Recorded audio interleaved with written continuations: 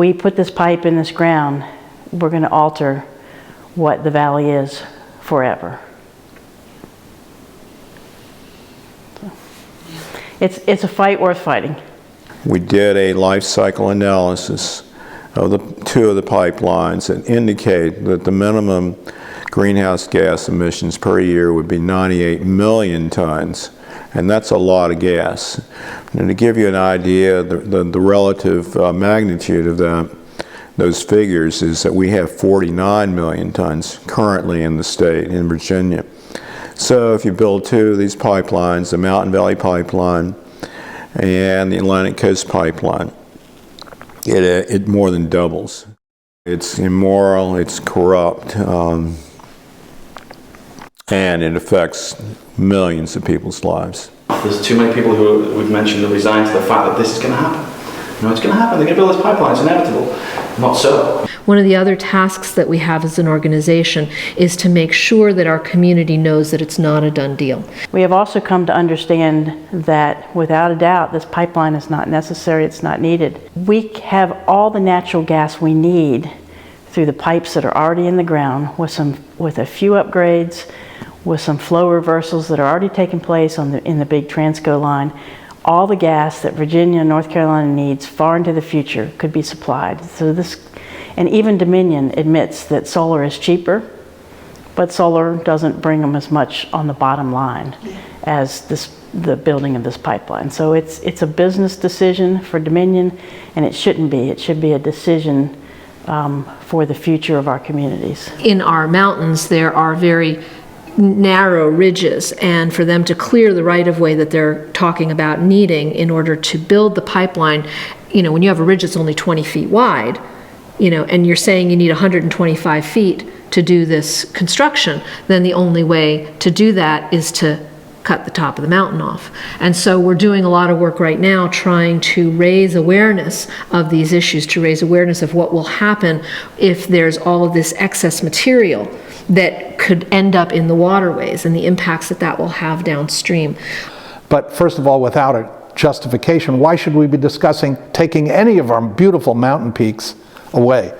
It's a very, very, very, very bad idea. In this day and age, when we have alternatives to fossil fuels that are destroying our climate, that we would consider investing $9 billion building new pipelines and lock our children and our grandchildren into this infrastructure for the next 2 generations. 10, 15 years or so, these pipelines would be obsolete. They would not be used any longer. And in Dominion's case, the Atlantic Coast Pipeline, the ratepayers would get stuck paying the bills for building this pipeline. In 15 years, renewable energy will be the dominant power producing source of electricity in this country. We're behind in Virginia because of our energy policy, and Dominion Power is interfered with that policy, and Dominion needs to stop pushing for large profits. When coal was being pushed aside, natural gas was the bridge to a cleaner fuel.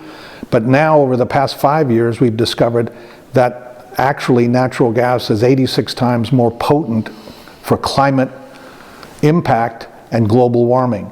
So it should be moved away from as quick as possible. What we are learning in this fight is going to be a playbook to help the next community that's going to be assaulted with this sort of a threat. To any of the politicians who support this pipeline because it's a game changer and it's going to help Virginia, I would like them, and I will offer them a personal tour to come and meet some of the people that they are going to affect so personally.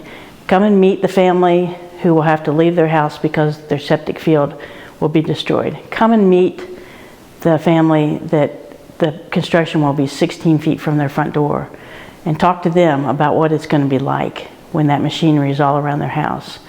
And the woman's disabled son is unnerved by what's happening, and the dog and the cat are going crazy. Come and talk to the farmer who wants to pass on the farm to his next generation and sees that his livelihood is being threatened by this pipeline crossing a mile of his farm and affecting it. So I will take them out and let them meet those people and then tell them to their face that their pipeline is not going to harm them. You're gonna reap just what you sow.